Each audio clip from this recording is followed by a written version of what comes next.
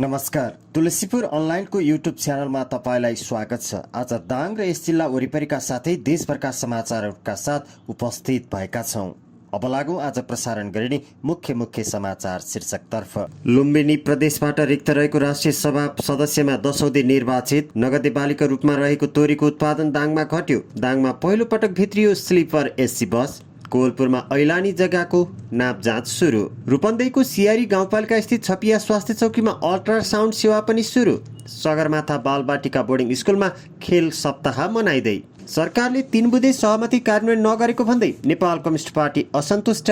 एमाले उम्मेद्वारलाई राष्ट्रपति बनाई देश दुर्घटनामा पर्ने कांग्रेस महामन्त्री थापाको भनाई। भूकम्पले क्षतिग्रस्त टर्कीमा नेपालले राहत सामग्री पठाउने र एमडीएमएस सिस्टम लागू गर्न मोबाइल वितरक सङ्घको माग लगायतका सामग्रीका साथ तुलसीपुर अनलाइनको युट्युब च्यानलमा उपस्थित भएका छौं।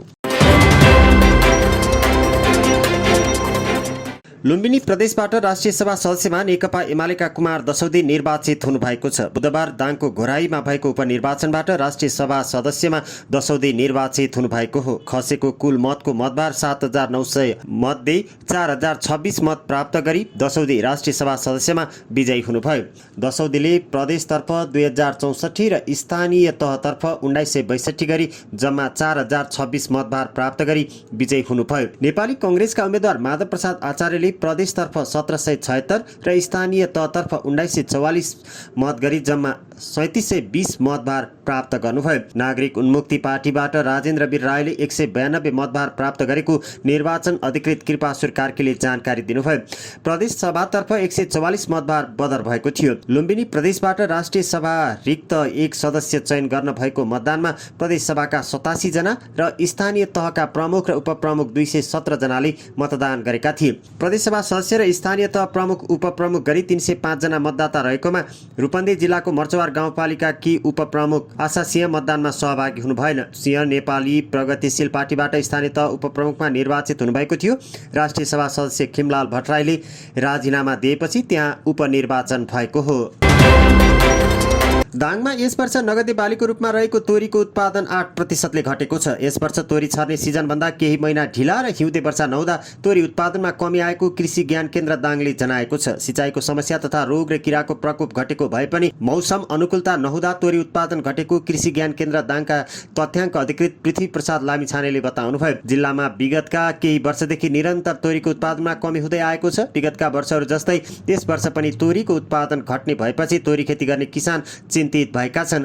अधिकृत लामिछानेका अनुसार जिल्लामा यस वर्ष 18110 हेक्टर जमिनमा तोरी खेती गरिएकोमा 21732 मेट्रिक टन तोरी उत्पादन भएको छ। गत वर्ष जिल्लामा 18300 हेक्टर जमिनमा 23790 मेट्रिक टन तोरी उत्पादन भएको थियो। तोरी खेतीका लागि पकेट क्षेत्र मानिएका स्थानीय तहहरू दाङको शान्तिनगर, दङ्गीशरण, बबई गाउँपालिका र घोराई उपमहानगरपालिकाका 2 नम्बर ओडाको रामपुर लगायतका स्थानलाई तोरीको पकेट क्षेत्र समेत घोषणा गरिएको छ। जिल्लाका विभिन्न क्षेत्रलाई बाँके राष्ट्रिय निकुञ्जको मध्यवर्ती क्षेत्रले छोएकाले वन्यजन्तुले नष्ट पार्ने क्रम बढेसँगै किसानहरूले हैरानी पनि बेहोर्नु परेको छ। पछिल्लो समय तेलको मूल्य दोब्बरको हाराहारीमा वृद्धि भएसँगै किसानले घरायसी प्रयोगका लागि तोरी खेती गर्न लागेको तथ्याङ्क अधिकृत लामिछानेले बताउनुभयो। तेलसँगै किसानले उत्पादन गरेको तोरीको मूल्य पनि बढेको छ। जिल्लामा स्थानीय, चाइनिज र गोबी जातको तोरी लगाइन्छ।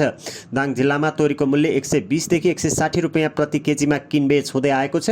कृषि ज्ञान केन्द्र लगायत जिल्लाका स्थानीय तहले किसानका लागि प्राविधिक सहयोगको व्यवस्था गरेको तथा सिँचाइ, मल र बिउको सहज उपलब्धता तथा रोगको प्रकोप घटेको र मौसमले पनि साथ नदिँदा तोरी लगायतका तेलहन बालीको उत्पादन घटेको हो।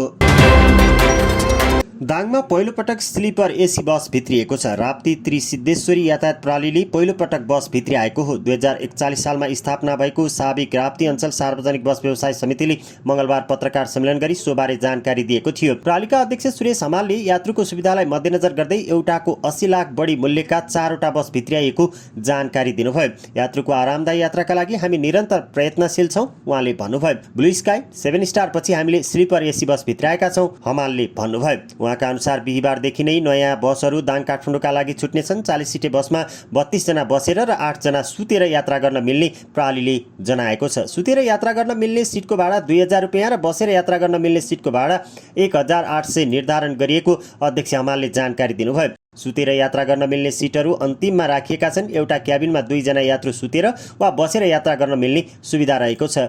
एकै घर परिवारका सदस्य, महिला, बालबालिका र अशक्त व्यक्तिहरूले आरामदायीपूर्वक सुतेर यात्रा गर्न सकुन् भन्ने उद्देश्यले नयाँ सुविधायुक्त बसहरू भित्र्याएको व्यवसायी नारायण प्रसाद न्यौपानेले जानकारी दिनुभयो। भारतको नयाँ दिल्लीबाट ल्याइएका एउटा बसको मूल्य 80 लाख बढी परेको व्यवसायीहरूले पत्रकार सम्मेलनमा जानकारी दिएका थिए। प्रणालीका प्रशासनिक सचिव प्रकाश भट्टले पहिलो लटमा 4वटा सुतेर यात्रा गर्न मिल्ने बस ल्याएको र भविष्यमा पनि यस्तै नयाँ बसहरू थप ल्याउन व्यवसायीहरूलाई आग्रह गरिने जानकारी दिनुभयो। यो प्रणालीका मात्रै दाङ काठमाडौँ दैनिक दिवा र रात्रि सेवाका लागि 17वटा बसहरू सञ्चालन हुँदै आएका छन्। पहिलो चरणमा काठमाडौँका लागि नयाँ बसहरू सञ्चालन गरिने र बिस्तारै दाङ, सल्यान, रुकुम, रोल्पा, प्युठान लगायतका स्थानका लागि पनि यस्तै बसहरू सञ्चालन को प्रयास गरिने भट्टले जानकारी दिनुभयो। त्रिसिद्धेश्वरी प्रणालीले भारतको नयाँ दिल्ली लगायत मुलुकका विभिन्न 50 बढी जिल्लामा दाङदेखि सेवा पनि दिँदै आएको भट्टले जानकारी दिनुभयो। बाँकेको कोलपुर नगरपालिकाको ऐलानी जग्गाको नाप जाँच थालिएको छ। भूमिहीन, दलित, सुकुम्बासी र अव्यवस्थित बसोबासीलाई प्राथमिकतामा राखेर जग्गाको नाप जाँच भइरहेको छ। कोलपुर नगरपालिकाका नगर प्रमुख पूर्णप्रसाद आचार्यका अनुसार कोलपुर 12 र 10 नम्बर लगायत वडामा फारम भरेका र बाँकी खाली रहेको ऐलानी जमिन समेत नाप जाँच गरिनेछ। वडा नम्बर 12 मा भूमिहीन, दलित, सुकुम्बासी र अव्यवस्थित बसोबासी 1680 किता जग्गा रहेको छ। यसअघि लुटबहादुर राउत नगर प्रमुख हुँदा वडा नम्बर 1 मा मात्रै ऐलानी जग्गाको नाप जाँच पुरा भएको थियो। वडा नम्बर 1 मा 1566 किता नाप जाँच गरिएको थियो। यस्तै वडा नम्बर 2 मा मुक्तिनगर, शक्तिनगर र विकासनगरको 1730 कितामा नाप जाँच गरिएको थियो। वडा नम्बर 2 मा मात्रै अहिले 1849 किता जग्गा नाप जाँच सम्पन्न भइसकेको छ। यो सँगै वडा नम्बर 2 मा ऐलानी जग्गा नाप जाँचको काम पूरा भएको छ। कोलपुर नगरपालिकाका भूमि सहजीकरण समितिका संयोजक एवं वडा नम्बर 12 का वडाध्यक्ष वीरेन्द्र बहादुर शाहले ऐलानी जग्गा नाप जाँचमा 21 अमिनको टोली खटिएको जानकारी दिनुभयो। कोलपुरबाट 9, भूमि आयोगबाट 6 तथा जिल्ला नापी कार्यालयबाट टोली प्रमुख सहित 6 जना खटिएका छन्। कोलपुरमा भूमिहीन, दलित, सुकुम्बासी, अव्यवस्थित बसोबासी करिब 17,000 रहेका छन्। रूपन्देहीको सियारी गाउँपालिका स्थित छपिया स्वास्थ्य चौकीमा अल्ट्रासाउन्ड सेवा सुरु भएको छ। गर्भवती, शिशु तथा अन्य बिरामीको स्वास्थ्य परीक्षणका लागि अल्ट्रासाउन्ड सेवा सुरु गरिएको हो। लुम्बिनी प्रदेश सरकारले अल्ट्रासाउन्ड मेसिन उपलब्ध गराएको हो। अल्ट्रासाउन्ड सञ्चालनका लागि प्रदेश तालिम केन्द्रले सियारी गाउँपालिकालाई छनौट गरी तालिम दिएको गाउँपालिकाका स्वास्थ्य शाखा प्रमुख बुद्धिबहादुर घरतीले जानकारी दिनुभयो। मेसिन गाउँपालिकाका अध्यक्ष थानेश्वर घिमिरेले आज एक कार्यक्रमका बीच सियारी 4 का वडाध्यक्ष श्रीराम यादवलाई प्रदान गर्नुभएको छ। छपियामा जडान गरिएको उक्त अल्ट्रासाउन्डले पालिकाभित्रमा सम्पूर्ण स्वास्थ्य संस्थामा घुम्ती सेवाका रूपमा सेवा प्रदान गर्ने स्वास्थ्य निरीक्षक ललिता पुनले जानकारी दिनुभयो। सियारीमा 5वटा स्वास्थ्य चौकी, 2वटा आधारभूत स्वास्थ्य चौकी र एउटा सामुदायिक स्वास्थ्य केन्द्र र एउटा आयुर्वेदिक स्वास्थ्य संस्था रहेका छन्। सगरमाथा बालबाटिका बोर्डिङ स्कुलले मंगलबारदेखि खेल सप्ताह सुरु गरेको छ। विद्यार्थीलाई अतिरिक्त क्रियाकलापमा समावेश गराई विद्यार्थीको मानसिक, शारीरिक र सामाजिक संवेगात्मक लगायत चौतर्फी विकास गरी अनुशासित एवं कुशल र सफल नागरिक बनाउने उद्देश्यका साथ खेलकुद सप्ताह सुरु गरिएको हो। विद्यालयका प्रधान अध्यापक छवि कुमार ओलीको अध्यक्षतामा भएको कार्यक्रममा अतिरिक्त खेल संयोजक पविता विश्वकर्माले स्वागत मन्तव्य व्यक्त गर्नुभएको थियो। कार्यक्रम मंगलबारदेखि शुक्रबारसम्म हुनेछ। 3 दिनको खेलकुद सप्ताह सिनियरतर्फ फुटबल, 900 मिटर दौड छात्र-छात्रा, जुनियरतर्फ तातो आलु नृत्य कार्यक्रम, भ्यागुतो दौड लगायतका खेल हुनेछन्। त्यसैगरी विद्यालयको अभिभावक दिवस पनि 28 गते शनिबार हुनेछ। नेत्रविक्रम चन्द विप्लव नेतृत्वको नेपाल कम्युनिस्ट पार्टीले सरकारले 3 बुँदे सहमति कार्यान्वयन नगरेको भन्दै सङ्घर्ष गर्ने निर्णय गरेको छ। हालै कपिल वस्तुमा सम्पन्न केन्द्रीय समितिको तेस्रो पूर्ण बैठकको निर्णयका बारेमा जानकारी गराउन बुधबार काठमाडौँमा पत्रकार सम्मेलन गर्दै नेकपाले 40 जना नेता तथा कार्यकर्ता अझै पनि जेलमा रहेको, सयौं मुद्दाहरू खारेज नभएको र सरकारले गरेको सहमति कार्यान्वयन नगरेको भन्दै सङ्घर्ष गर्ने जनाएको हो। त्यस्तै आगामी दिनमा राष्ट्रिय स्वाधीनताका साथै जनताको राजनीतिक एवं आर्थिक अधिकार र जनजीविकाका क्षेत्रमा सङ्घर्ष गर्ने नेकपाले जनाएको छ। महँगी र चर्को ब्याजदर विरुद्ध फागुन 5 र 15 गते देशव्यापी विरोध प्रदर्शन गर्ने नेकपाले जनाएको छ। बैठकले विचार मिल्नेसँग एकता गर्ने, मुद्दा मिल्नेसँग संयुक्त मोर्चा र कार्यगत एकता गर्ने निर्णय गरेको नेकपाका महासचिव नेत्रविक्रम चन्द विप्लवले जानकारी दिनुभयो। हाम्रो निष्कर्ष के छ भने विचार मिल्ने साथीहरूसँग, पार्टीहरूसँग हामीले एकता गर्नुपर्छ, मुद्दा मिल्ने कम्युनिस्ट पार्टीहरूसँग सहकार्य गर्नुपर्छ र हामीले भनेका छौँ यही व्यवस्थाभित्र घुमेर होइन, यसको समाधान वैज्ञानिक समाजवादमा खोज्नुपर्छ। त्यो शर्तमा नेपालमा एउटा समाजवादी, वैज्ञानिक समाजवादी बहस, एउटा रूपान्तरणकारी राजनीतिक बहस होस् र त्योमा सबै देशभक्त शक्तिहरूसँग पनि होइन, लोकतान्त्रिक शक्तिहरूसँग पनि हामी सहभागी बन्न पाऊँ। सबैसँग छलफल होस् र त्योमा हामी आउँछौँ हामीले भनेका छौँ। नेकपाले जनआधारित पार्टी र जनआधारित नेता कार्यकर्ता भन्ने नीति पनि पारित गरेको छ भने आर्थिक क्षेत्रमा महाधिवेशनले संश्लेषण गरेको एकीकृत स्वामित्व प्रणालीमा आधारित भएर आत्मनिर्भर उत्पादन र राष्ट्रिय उद्योगी व्यवसायहरूसँगको सहकार्यलाई लागू गर्ने निर्णय पनि गरेको छ।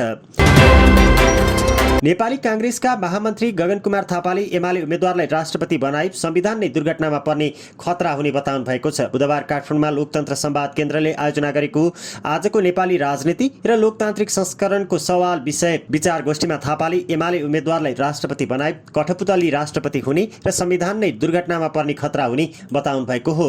उहाँले एमाले प्रस्ताव गर्ने राष्ट्रपतिको उम्मेद्वारलाई हराउने र आफ्ना उम्मेद्वारको पक्षमा भोट माग्ने बताउनुभयो। थापाले 5 वर्षका लागि गठबन्धन भनेर गएका दलले प्रधानमन्त्रीको बहानामा गठबन्धन जोगाउन नसक्नुमा जनता सामु क्षमा माग्नुपर्ने धारणा पनि राख्नु भएको छ। पुस 10 गते एमाले काङ्ग्रेसलाई धोका दिएको आरोप पनि लगाउनुभयो। महामन्त्री थापाले रासोपालाई कल्पना गरे भन्दा बढी मत जनताले दिएको भन्दै सरकारमा जानु र बाहिरिनुको जवाब जनतालाई रासोपाले दिनुपर्ने उल्लेख गर्नुभयो। नेकपा एमालेको नेतृत्वले राष्ट्रपति नेकपा एमाले बनायो भने आफ्नो पार्टीको एउटा कार्यकर्ता बनायो भने त्यो राष्ट्रपति प्रतिनिधिले भन्नुभएको कस्तो राष्ट्रपति हुन्छ, त्यो राष्ट्रपति सम्माननीय कठपुतली राष्ट्रपति भने हुन्छ। त्यसले के गर्छ? यो सरकारको कुरा होइन है। त्यसले के गर्छ? त्यो राष्ट्रपतिले त्यसपछि अस्ति केही अभ्यास त भइसक्यो, त्यसले बिस्तार समानान्तर शक्तिको अभ्यास गर्छ, संविधानले दिँदै नदिएको शक्तिको अभ्यास गर्छ। त्यसले के हुन्छ? बिस्तार दुईटा केन्द्र हुन्छ, एउटा बालवाटार हुन्छ, एउटा शीतल निवास हुन्छ। अनि बालवाटारबाट कार्यकारी अधिकारको प्रयोग गर्ने ठाउँमा शीतल निवासले पनि कार्यकारी अधिकार प्रयोग गर्छ र त्यो एक ठाउँ गएर ठोकिन्छ र त्यसले संविधानलाई दुर्घटनामा लिएर जान्छ। एकैपटक सरकारमा किन गएको? सरकारमा किन गएको भनेर भन्नु नपर्ने। अनि सरकारमा गएको मान्छे सरकारबाट बाहिर किन गएको? सरकारमा किन गएको पनि बताउनु नपर्ने, सरकारमा बाहिर किन गएको पनि भन्नु नपर्ने। अनि अहिले सरकारबाट बाहिर किन गएको भन्दै गर्दाखेरि हामीसँग गरेको सहमति पालना भएन। सहमति कसले पालना नगरेको? प्रधानमन्त्रीले पालना नगर्नु भएको। सबैभन्दा रिसाउनु पर्ने प्रधानमन्त्रीसँग होइन। अनि अहिले सरकार छोड्दै गर्दा सरकारको समर्थन फिर्ता लिनुपर्ने होइन? सहमति पालना नगर्ने समर्थन फिर्ता किन नलिएको? हामीलाई विश्वासको मत किन दिएको भने जस्तै समर्थन फिर्ता किन नलिएको भन्ने प्रश्न उठ्दैन कि राष्ट्रिय स्वतन्त्र पार्टीलाई चाहिँ प्रश्न सोध्नै नहुने हो?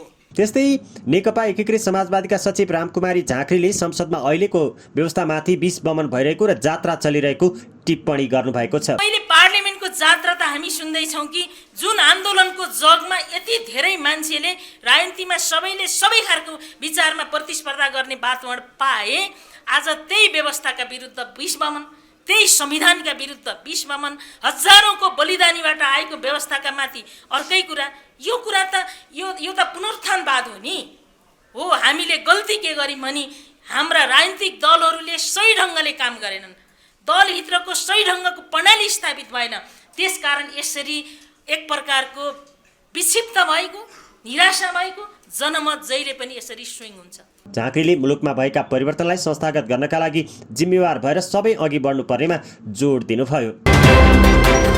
सरकारले टर्कीमा गएको विनाशकारी भूकम्पपछि राहत र पुनर्स्थापनाका लागि मेडिकल टिम र अत्यावश्यक सामग्री पठाउने भएको छ। बुधबार प्रधानमन्त्री तथा मन्त्रीपरिषदको कार्यालयमा बसेको राष्ट्रिय विपद जोखिम न्यूनीकरण तथा व्यवस्थापन राष्ट्रिय परिषदको 10औं बैठकले टर्कीलाई परेको विपदमा सरकारले आवश्यक सहयोग गर्ने निर्णय गरेको हो। बैठकमा प्रधानमन्त्री पुष्पकमल दाहाल प्रचण्डले टर्की नेपालको असल मित्र राष्ट्र भएकाले नेपालका तर्फबाट सम्भव भएको सहयोग गर्नुपर्ने बताउनु भएको थियो। बैठकले आवश्यक तयारी गरेर छिटोभन्दा छिटो मेडिकल टोली, मेडिकल सामग्री, लजिस्टिक सामग्री र टर्कीको वातावरणसँग मिल्ने खाद्य सामग्री पठाउने निर्णय गरेको हो। बैठकमा उपप्रधान तथा अर्थमन्त्री विष्णु पौडेल, मुख्य सचिव शंकरदास बैरागी, नेपाली सेनाका प्रधान सेनापति लगायत समितिका पदाधिकारीहरू सहभागी हुनुभएको थियो। नेपाल मोबाइल वितरक सङ्घले mobile device management system MDMS छिटोभन्दा छिटो लागू गर्न माग गरेको छ। बुधबार काठमाडौँमा पत्रकार सम्मेलन गर्दै सङ्घले एमडिएमएस रोकिँदा अवैध फोन कारोबार गर्नेलाई फाइदा पुगेको भन्दै छिटोभन्दा छिटो लागू गर्न माग गरेको हो। यसअघि पुस 15 गतेदेखि लागू हुने भनिएको एमडिएमएस अन्तिम समयमा आएर रोकिएको थियो। सङ्घका अध्यक्ष दिनेश चुल्यादोले एमडिएमएस प्रणाली नेपालमा भित्रिने मोबाइलहरूको तथ्याङ्क राख्ने तथा नियमन गर्ने प्रणाली भएको र अहिले प्रणालीमा समस्या नभई कर व्यवस्थापनमा समस्या देखिएको बताउनुभयो। एमडिएमएस सिस्टम लागू भयो भनेर समस्या भएको हुँदै होइन। समस्या केमा छ भन्दाखेरि कर व्यवस्थामा छ के। जस्तै अब सबैजनाले विरोध गरे के कुरा गर्नु, बाहिर विदेशबाट ल्याएको फोनमा एउटामा छुट दिने, दोस्रोमा ट्याक्स लाउने, तेस्रोमा जफत।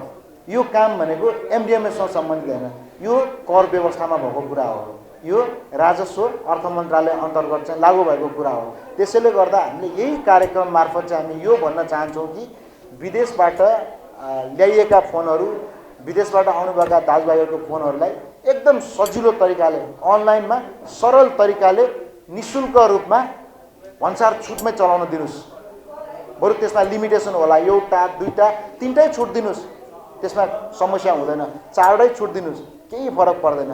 तर चाँडोभन्दा चाँडो यो भन्सारमा जुन करको व्यवस्था छ त्यो करको व्यवस्था चाँडोभन्दा चाँडो संशोधन गरेर यो एमडिएमएस सिस्टमलाई लागू गर्नुहोस्। पत्रकार सम्मेलनमा नेपाल दूरसञ्चार प्राधिकरणका सहायक निर्देशक अच्युतानन्द मिश्रले एमडिएमएसलाई पूर्ण रूपमा लागू गर्ने गृह कार्य नपुगेकाले त्यति बेला स्थगित गरिएको जानकारी दिनुभयो। उहाँले एमडिएमएसको परीक्षण कालमा व्यक्तिगत भन्दा पनि अवैध बजारबाट भित्रिएका मोबाइलको दर्ता भएको देखिएको बताउनुभयो। समस्या चाहिँ व्यक्तिगत रूपमा ल्याएको मोबाइलमा देखिएन। जुन हामीले सफ्ट लन्च चाहिँ भदौ 30 गते गरेका थियौँ र पुस 15 गतेदेखि हामीले पूर्ण रूपमा लागू गर्ने भन्ने हिसाबले हामी अगाडि बढेका थियौँ। यो 3 महिनाको मोटामोटी ड्युरेसन्समा हेर्दाखेरि चाहिँ व्हाइट लिस्टबाट जुन प्रोपर च्यानलबाट आइरहेको छ, व्हाइट लिस्टबाट चाहिँ 15.5 लाख मोबाइल चाहिँ के छ त हाम्रो चाहिँ व्हाइट लिस्ट भनेपछि माथि आएछ भने प्रोपर च्यानलबाट आएछ। 31 लाख मोबाइलको जुन हाम्रो आइएमई नम्बर छ त्यो के छ त हाम्रो चाहिँ ग्रे मार्केटबाट आएछ र 42,000 मोबाइल चाहिँ के छ पर्सन्सहरूको आइरहेको छ। भनेपछि त्यसको कम्पेयरमा लगभग हाम्रो चाहिँ के छ भने 1.5% पनि व्यक्तिगत रूपमा आएको देखिएन। जुन ग्रे मार्केटबाट आइरहेको छ त्यसको 1.5% पनि के छ त हाम्रो चाहिँ व्यक्तिगत रूपमा आएको देखिएन। त्यो भनेपछि त्यो समस्याको रूपमा होइन, यसलाई व्यवस्थापन गर्ने काम मात्रै बाँकी हो। त्यो व्यवस्थापन गर्नको लागि अब जुन होमवर्क पुगिसकेपछि चाहिँ प्राधिकरण लागू गर्न यसमा प्रतिबद्ध छ। गत पुस 15 गतेदेखि दूरसञ्चार प्राधिकरणले एमडिएमएस कार्यान्वयनमा ल्याउने निर्णय गरेको थियो। तर विदेशबाट एकभन्दा बढी मोबाइल ल्याउन नपाइने नियमसँगै चौतर्फी विरोध भएपछि त्यतिबेला प्रधानमन्त्री पुष्पकमल दाहाल प्रचण्डले एमडिएमएस रोक्न निर्देशन नै दिनुभएको थियो।